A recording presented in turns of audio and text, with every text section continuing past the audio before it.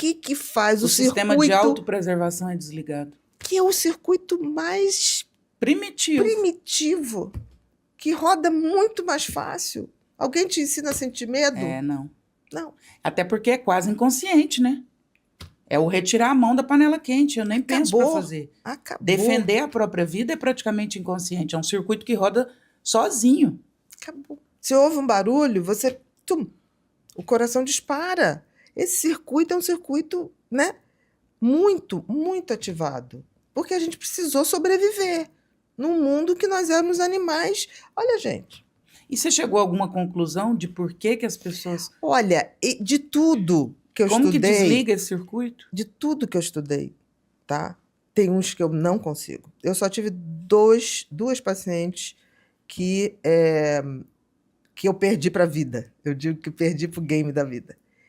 As duas, e essas cartas eu tenho até hoje, as duas me deixaram a carta. As duas. E uma carta de um afeto do tipo assim, Bia, você não tem culpa de nada. Foi uma decisão minha.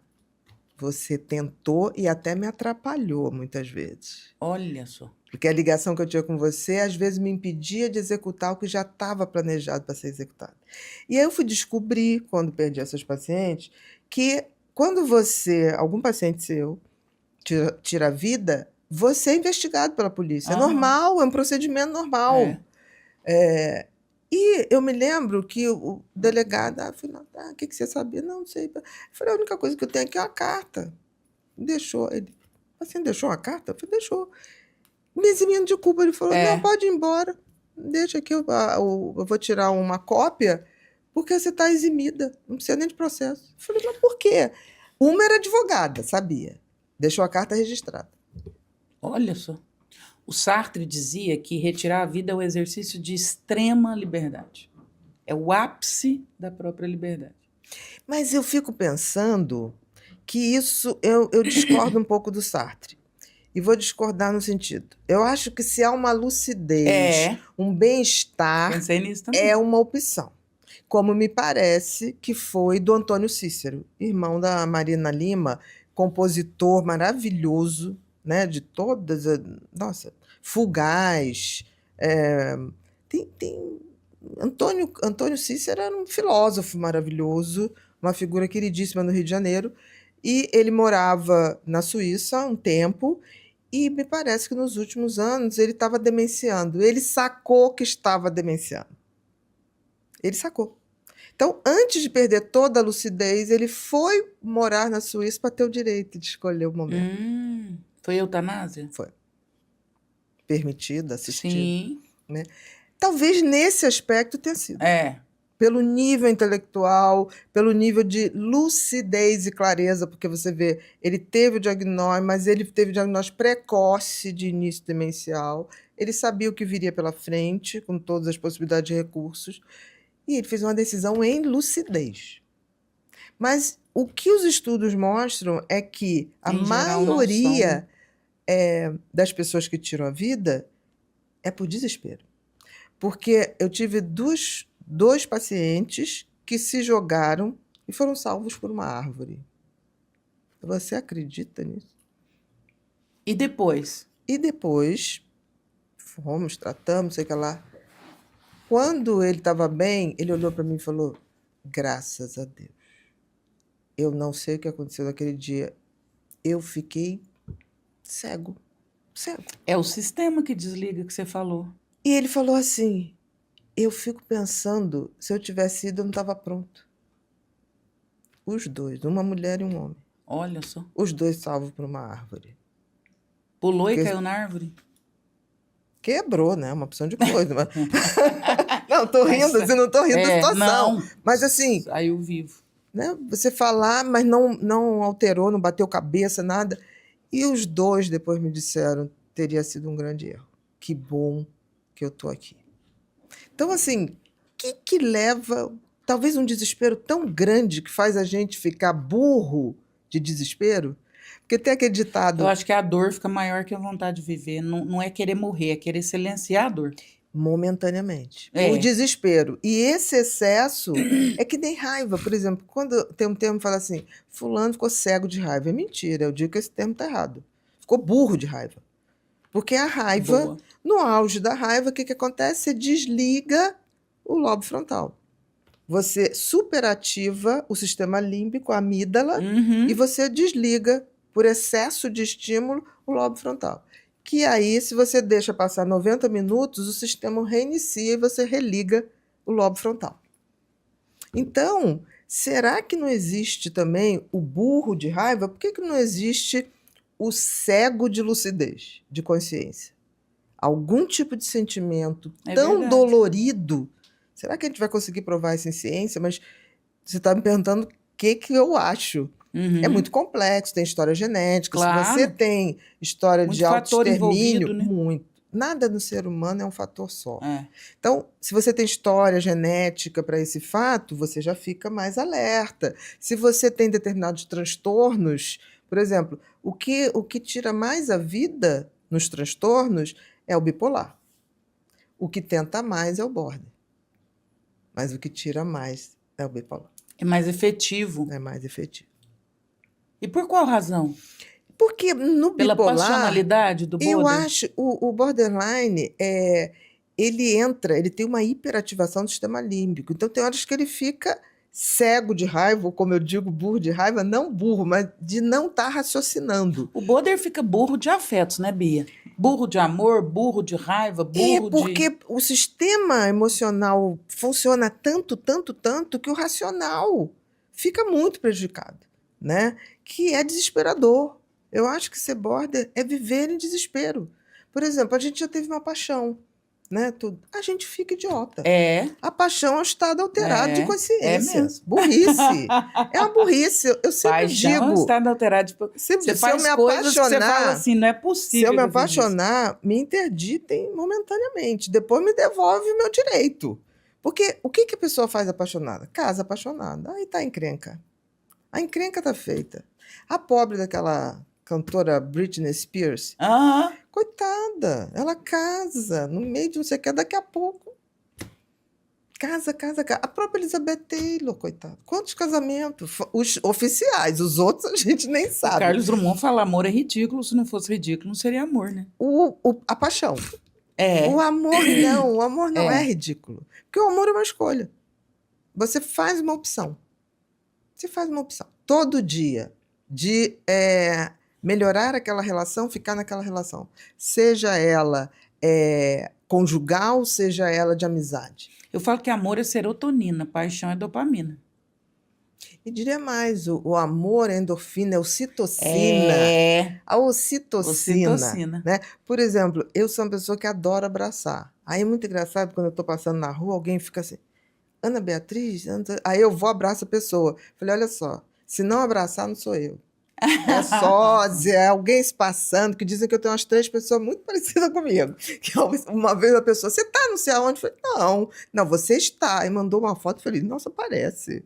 Então, assim, eu acho que eu tenho... morro de medo quando fala assim, eu tenho uma pessoa tão parecida com você, eu falo, é bonita ou feia? Tenho um medo de falar que alguém parece comigo e vi um negócio muito... mas era parecido mesmo, de perfil, mesmo? Essa coisa aqui. Eu falei, nossa, parece mesmo. Não, mas não sou eu, não. Ah, tá. Então, assim, acontece isso. É tão essa coisa minha de abraço, tanto que a coisa que mais me deixou chateada na pandemia era não poder abraçar as pessoas. Olha só. Então, eu preciso dessa ocitocina, né? Porque a ocitocina é a coisa que o pessoal dizia assim, é o amamentar. Mas não é o leite. Porque no amamentar, você põe corpinho com corpinho. Então, isso aqui. E tem uma pesquisa que foi feita em 1958 por um psicólogo, Henry Harling, não me lembro o nome, é HH, o primeiro e o segundo nome, que dizia o seguinte, ele fez o seguinte, ele queria provar que o afeto não é vinculado à comida, que seria o leite. Aí ele pegou um macaco rhesus, né, filhote, sem mãe, e ele construiu 2 macacas representando a mãe. Uma de metal, e nesse metal encaixava uma mamadeira com o leite. No peitinho que seria leite. O outro era idêntico, o boneco um do lado do outro, só que era feita de pano. E esse pano tinha um sistema de aquecimento, estava sempre quentinho aquele pano ali. Soltaram o bichinho. O bichinho foi lá na mamadeira, acabava de mamar, imediatamente ele ia para a mãe de pano, quentinho, olha, e ficava lá. E aí começaram a fazer testes, horrível isso, mas faziam. Começava a dar buzina, barulho. Toda vez que ele ficava assustado, ele corria para a mãe quentinha. E aí depois foram ver ao longo dos dias, ele ficava mais de 18 horas na mãe de pano. Ele só recorria à mãe que estava com a mamadeira de metal quando ele estava com fome. E era frio, era metal. Então, isso botou claro o que para a gente, né? Se a gente pudesse inferir para o ser humano, que a vida precisa de alimento para existir, mas que a humanidade ou a afetividade precisa desse colo para florescer. Eu tinha um professor que falava assim, a gente nasceu do feto, mas a gente só se transforma pelo afeto. Exatamente. Exatamente isso. Então, eu acho isso bonito, porque assim, a ocitocina é uma substância que as pessoas achavam, a mãe só produz para dar leite, tá. Nada disso, porque é o vínculo afetivo, é o cimento das relações. Né? E é tão bacana, porque assim, você vê, a mãe tem um bebê. Os primeiros 15 dias, vamos combinar, é infernal. Né? E eu não estou falando isso ontem com eu não estou falando isso com nenhum juízo crítico. Não? Porque chegou um bebê que está ali, ele chora, essa mãe não sabe se ele chora de fome, se ele chora de dor, se ele chora de cólica, se ele chora... Há uma romantização, mas o puerpério é infernal. É porque é novo e toda coisa nova traz um estresse. Há uma privação de sono da mãe no início, porque o bebê, de 3 em 3 horas, você tem que trocar, você tem que dar de mamar, você tem que... É uma mudança muito grande. Qualquer mudança nossa é um estresse. Alguns vão ser maiores, alguns vão ser menores. Se você já teve um parto complicado, esse estresse vai ser maior. E tem um cansaço físico, né, nisso tudo. Então, o que acontece? Nasce uma mãe, nasce um bebê. São dois seres novos ali. E aí, nesses primeiros 15 dias... acontece muito o tal do baby blue, que a mãe está cansada, a mãe começa a olhar para a criança e falar, meu Deus, eu vou ser responsável pro resto da vida. E às vezes até uma aversão. Nunca mais, mas aí já é mais quando está para depressão pós-parto. O baby blue é uma sensação assim, que é bem comum. Meu Deus, nunca mais eu vou dormir, nunca mais eu vou poder ver minha novela, nunca mais eu vou poder ter o meu skincare. Aí a pessoa olha aquilo, né? O que eu fiz da vida? O que eu fiz? É uma responsabilidade. Aí o que acontece? Começa ali, dá de mamar, ela fica chorosa, fica emotiva. Eu me lembro que minha sobrinha teve baby blue, ela ficava, tia. Eu falei, calma, amor, depois de 15 dias, se tiver assim, a titia entra em ação. Mas, por enquanto, diminui as visitas, pede a babá para ficar um pouquinho, descansa um pouquinho mesmo, Os dois estão atentos, que estão grávidos? Fica tranquila. Tipo assim, depois de 15 dias, tava com tudo de baby blue. E baby blue eu acho que quase todo mundo que dá à luz, especialmente o primeiro filho, eu ouso dizer que, não vou dizer que todo mundo, mas a grande maioria. Mas por quê? Baby blue dá em gente responsável.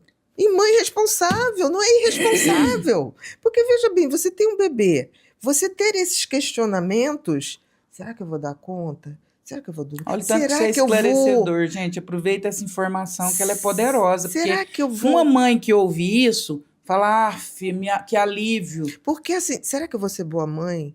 Será que eu vou saber o que fazer? Será que eu vou saber o que falar? Será que eu vou saber quando é dor, quando é manha?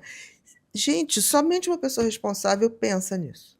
Então, todas as vezes que eu tinha baby blue, eu falei, calma. Esses 15 dias, se você não pensar isso, eu vou começar a achar você estranha. Eu vou falar, essa pessoa é fria, essa pessoa é esquisita, não tem apego. Naqueles 15 dias, o que acontece? A magia que acontece? O dar de mamar, eu só falo assim, tira a roupa toda para dar de mamar e gruda teu filho no teu corpo o máximo da superfície que você puder. Tranca a porta, sabe? Porque não posso ficar nu, pode. É só para dar o mamar. Bota aqui. E se precisar, bota aquele negócio de É indiana mesmo. Indianas usam, né? Que aquilo gruda. Então não tem problema. Você pode dar mamar pelada andando pelo quarto. O que acontece? A magia da ocitocina. Pele com pele. Aí nasce o afeto, aí nasce o vínculo. E que nem tá ligado, que você falou muito bem da experiência ao leite, porque tem gente que se sente culpada de não conseguir amamentar. Quantas vezes eu falei para a mãe, para, você não tem leite, faça a mamadeira, mas na hora que você for dar de mamar, gruda ele, bota uma música bonitinha, fica ali, porque vai fazer o vínculo, não se culpe, não se culpe. Aí o que acontece 15 dias depois? Como é que você está? Ele está olhando para mim. Ele já me reconhece. Ele ri. Ele ri. Deixa ele dormir na casa da avó. Não, eu vou buscar. Não, a magia acontece. Se a gente não atrapalha, a natureza faz a mágica acontecer. E essa mágica é o cimento do início de uma relação, de um amor que vai durar a vida toda. Por isso que eu acredito muito nas relações que tem o toque da mão, o abraço.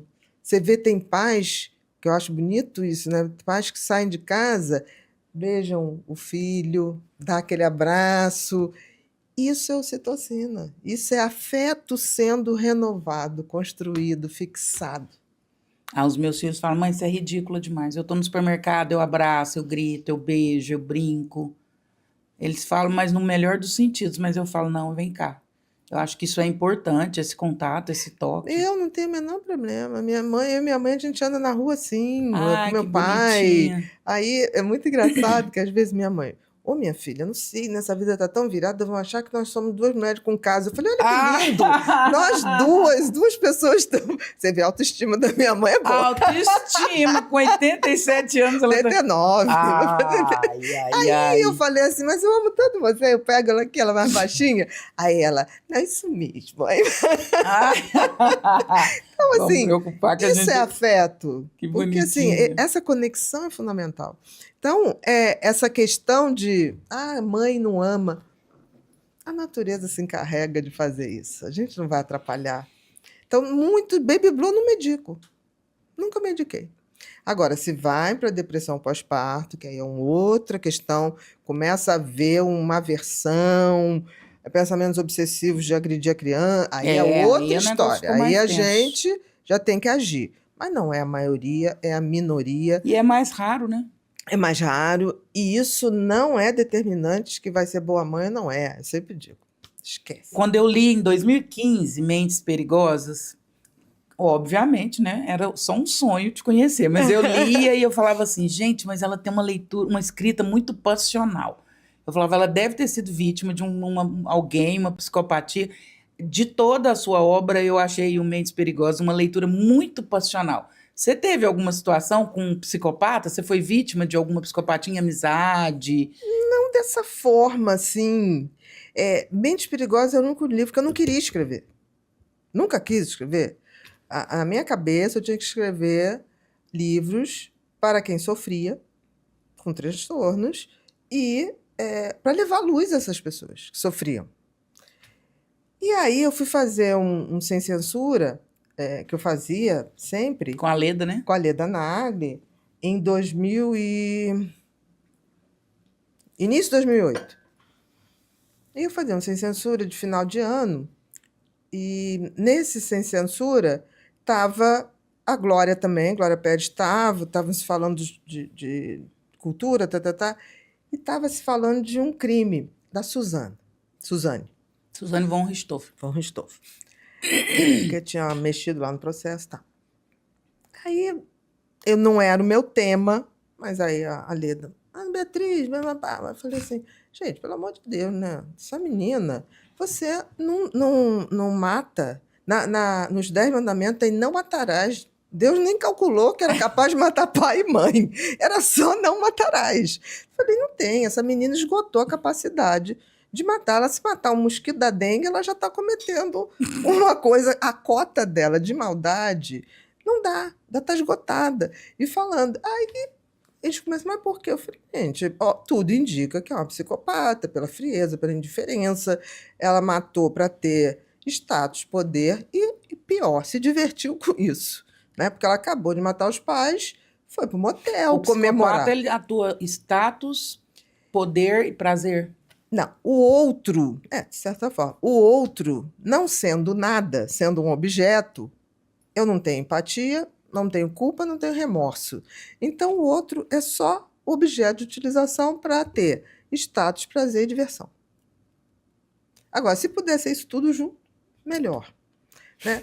E aí, quando eu falei isso, acabou a conversa lá, não era nem meu assunto, mas acabou virando o assunto. Quando acabou, a Glória falou assim, Ana, por que você não escreve um livro sobre isso? Eu falei, Deus me livre, Glória. Não vou escrever um livro sobre isso nunca. Porque ele é pesado, esse porque livro. o psicopata, ele não tem tratamento. Eu não vou ajudar, porque ele não é tratável. A Glória olhou para mim quieta, que a Glória é historiadora, né? Quantos por cento de TDAH tem? Que eu já tinha escrito. Eu falei, uns 6%. Uhum. O outro livro, né, do medo, ansiedade, quantas pessoas? Eu falei, no total, 10% a 12%. Uhum. Quantas pessoas são psicopatas? Aí eu falei, olha, entre leves, moderados, graves, vamos dizer aí 3% a 4%. Uhum. Que chato, né, Ana? Eu falei, chato o quê? Você escreve para 6%, você escreve para 10%, mas você não escreve para 96% das que pessoas são as vítimas. Que não são as vítimas e poderiam ter uma segunda chance. Que sacada. E ela falou assim, porque a minha filha, se eu soubesse isso, provavelmente eu não deixaria minha filha andar sem segurança, naquela época. Não. Aí ela não teve o que... Você aí não teve como... Eu bati assim, eu falei, Glória. Eu falei, gente, ter amiga inteligente é fogo, né? Porque foi um tapa na minha cara. Eu falei, porque, na verdade, você não escreve para o psicopata, você escreve para as vítimas. 96% das pessoas que poderiam sacar e sair antes. Mas tá bom, eu vou escrever. Mas joguei aquilo e falei, meu Deus, que encrenca que eu fui me meter. Aí passei 3 meses estudando. Quanto mais estudar, mais eu passava mal. Eu tive refluxo, foi tudo. O caso da Dani, né? Foi um caso que a Glória me deu todo o processo. Foi o caso mais detalhado, que eu pude colocar coisas mais fidedignas, porque o resto eu pegava muito manchete de jornal, para não estar falando coisa que já não tenha saído na imprensa. Eu só sei que o caso da Daniela Pérez você fez a partir do processo. Do processo. E das informações. Você deve ter visto coisas horríveis. E aí, quando chegou o parecer do juiz, no caso sobre da Dani, ele descreveu o psicopata. Mas ele não sabia que aquilo era psicopatia. Tanto que depois, aí ela... Isso aqui na descrição de um psicopata. Eu falei, o juiz não sabia que ele sabia. Aí eu falei, tá bom. Menina, primeiro mês aquilo, eu não dormia, era pesadelo, Falei, meu Deus, vou parir o alien. Aí, quando eu fui apresentar o projeto à editora, ninguém vai comprar esse livro, isso aqui é uma tragédia, as pessoas querem autoajuda, estava no auge da autoajuda. É verdade. E não sei o que, isso aqui vai ser verdade. fracasso. Você escreveu no ápice no auge da autoajuda. Eu falei, mas é isso que eu tenho para escrever, não sei o quê. Livrão capa preta. Preta, né, com aquela cara, com aquele olhar, né. Com um negócio quebrando, não era isso? Não, quebrando é do Border. Ah, é mesmo. Aí eu falei, tá, fui. 3 meses. Eu me lembro que eu encerrei o livro, era julho, e estava tendo festas julinas em volta. Aqui, falei, oxe, Maria, tá difícil trabalhar, porque a festa junina comendo. Eu acabei, que eu falei, pim, era 11h30, de um sábado à noite. Você acabou de escrever o livro. Acabei. Aí eu falei, bom, é isso. Aí a Glória falou, assim que você acabar, me manda. Aí eu falei, quer dizer uma coisa? Eu vou mandar logo para a Glória, porque aí senão eu esqueço. Vou tomar um banho, porque amanhã eu vou dormir o dia inteiro. Amanhã eu vou dormir o dia inteiro. Aí eu só sei que fui, tomei banho, tomei um leitinho. Aí naquela época você recebia e-mail no computador, fazia tlim. É mesmo. Você lembra? É, tinha uma notificação. Tlim. Falei. Aí eu olhei, ela, vou passar a noite lendo, vamos almoçar amanhã no Antiquários? 1 hora? Aí eu, tá. Falei, vou ter que dormir um pouco menos. Aí fomos. Aí quando eu encontrei ela, estava ela, uma amiga jornalista dela, muito legal, que ela falou, tô aqui vendo com a fulana, tá. Aí quando eu sentei, com a cara acabada, eu falei, e aí, meninas? Ela, cara, esse livro tem que ser publicado. Tem que ser publicado, e não sei o quê, tá. Eu falei, vocês estão falando como amigas ou estão falando como... Não, nós estamos falando como leitora. Tá. É libertador aquele livro. Libertador. Então, assim, eu não tinha noção. Eu fiz um livro quase como, tipo assim... Claro que o argumento dela foi indiscutível, né? Mas eu falei, isso não vai dar em nada. E é o meu livro mais vendido. Até hoje. Mentes Perigosas, ele se renova, ele se faz. Em 2018, eu atualizei e botei um capítulo de psicopatia e família, em família, e psicopatia e poder, que aí eu entro na política. Mas na política eu fiz questão de não citar nenhum político por menos de 50 anos já. E pessoal, por que não fala de fulano? Fala, porque eu prezo minha vida. Por que você não fala de porque eu não quero brigar com não sei o quê? Porque eu quero continuar vivendo no meu país. Né? Então, assim, foi um desafio escrever, mas eu tenho orgulho dele, porque a quantidade de gente também que me para na rua e fala, se não fosse você, eu acho que eu não estaria viva. Eu consegui sair de um relacionamento assim. Uma vez eu fui num presídio, que eu estava começando pesquisa, presídio feminino, para borderline, porque tem muito borderline que é vítima de psicopata. Porque o psicopata é frio, é razão. É verdade. A border é muito afeto. É paixão. Então, tá apaixonada, é capaz de entrar no crime e fazer o trabalho sujo pelo outro. E quando ela é presa... Guilherme e Paula, né? E quando ela é presa, o que acontece? O cara nunca mais vai lá. Nunca visita. Visita no presídio feminino, querida, não tem visita de homem. É mãe. É filho. É mesmo? Não tem. Agora, visita no presídio masculino, cheio de mulher lá na fila. Entendeu? Inclusive disputando visita íntima. E aí eu fui fazer essa pesquisa, foi muito engraçado, que quando eu entrei, umas olharam assim, não sei o quê, aí teve uma que falou, doutora! Eu falei, oi. Você é foda, hein, mulher? Foda. Eu falei, obrigada. Isso é elogio ou um xingamento? Não, doutora. Eu vou te dizer uma coisa, eu não cometo mais o erro, não. Eu estou aqui por causa de um psicopata e hoje eu sei o cheiro de cada um deles. Muito obrigada. Porque se eu não tivesse lido seu livro, foi uma época que o Mentes Perigosas eu cedi direitos para ser vendido a preço de nada pela Avon. Então, ele tinha um livrinho. Então, teve uma coisa, a minha empregada uma vez colocou chegou... na mão de todo mundo. Todo mundo. E ela estava lá, tá aqui. Isso é uma Bíblia. Isso é uma Bíblia. Muito obrigada. Aí as outras, como é que esse negócio aí? Mas depois eu empresto. Mas, doutora, muito obrigada. Posso lhe dar um abraço? Falei, claro que você pode me dar um abraço. Ana, tem várias teorias e várias explicações, mas eu queria ouvir a sua. Qual que, para você, é a diferença entre o psicopata e o sociopata? Na realidade, é uma coisa muito mais de nomenclatura. Por que é psicopata? Porque a primeira pessoa que estudou, que aprofundou, que desenvolveu a escala Hare, que é o Robert Hare, canadense, psiquiatra canadense, que usou o termo, né, dessa coisa da falta de empatia, de falta de remorso, dessa coisa egocêntrica. E eu acho que merece, quem estudou primeiro merece que a gente siga. O mérito. É um mérito, Sociopatia se falava muito numa época que falava assim, todo mundo nasce bom. A sociedade é que transforma a pessoa no... E a gente sabe que não é bem assim. Infelizmente, não é bem assim.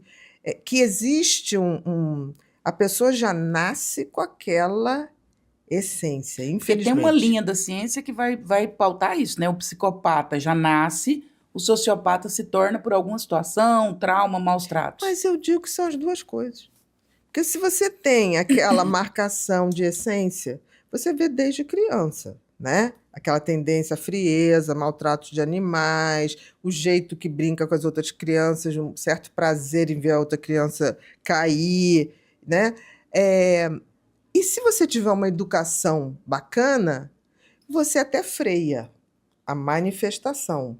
Se você que tiver... é epigenética. É epigenética. Se você tiver uma educação que é, ai, que bonitinho, eu tive uma família que me procurou, porque eles tinham uma fazenda no interior de São Paulo, a avó ficou com o neto, porque os pais foram viajar nas férias, e ele chegou, vó, 8 anos, eu quero videogame, não sei o que lá. Vó, meu filho, eu não vou sair daqui da fazenda, seus pais vão trazer seu videogame.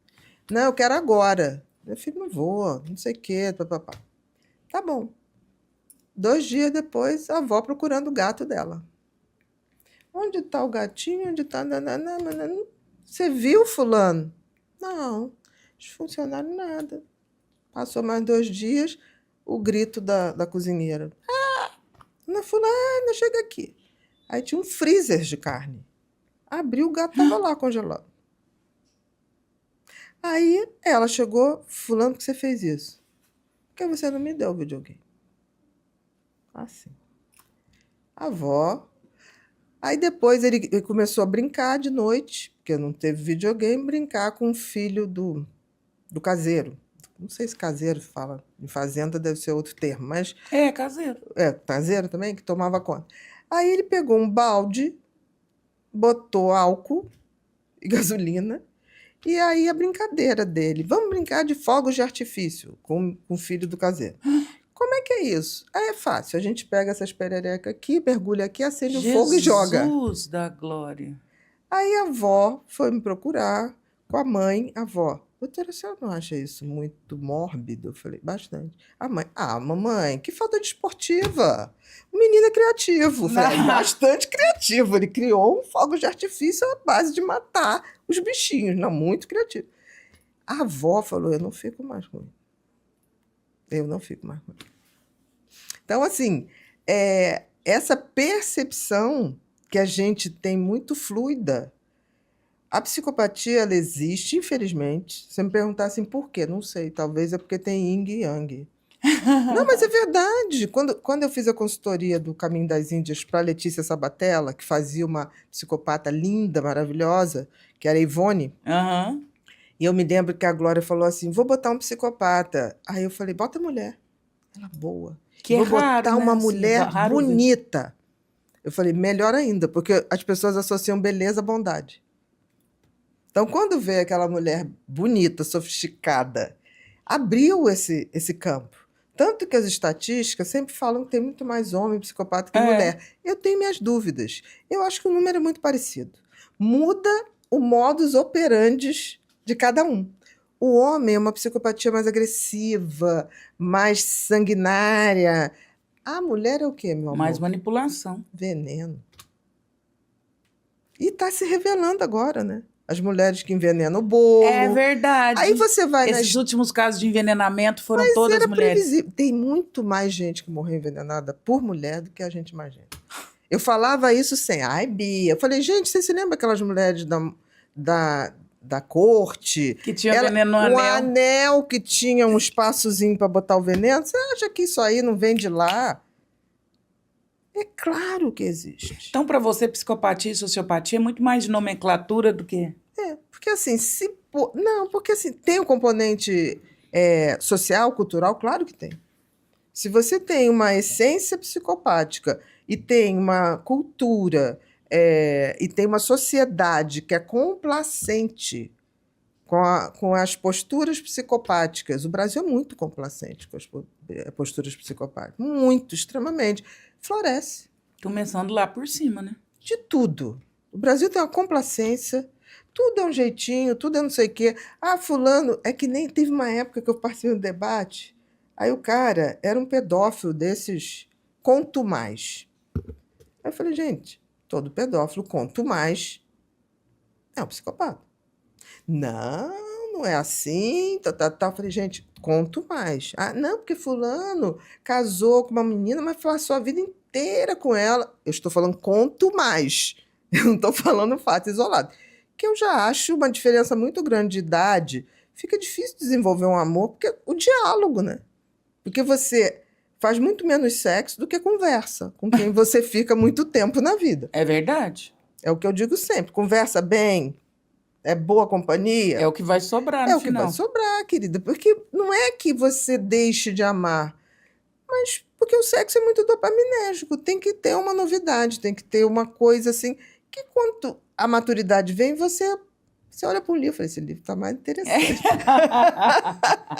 Sexo é da casa da fantasia. Exatamente. Você tem que fantasiar muito. Exatamente. Então, nesse sentido, a gente vê que sociopatia ou psicopatia pouco importa. É importante que a gente entenda o contexto. O que faz aquilo se aflorar, se repetir? Isso que eu estou falando. O Brasil é extremamente permissivo às condutas psicopáticas.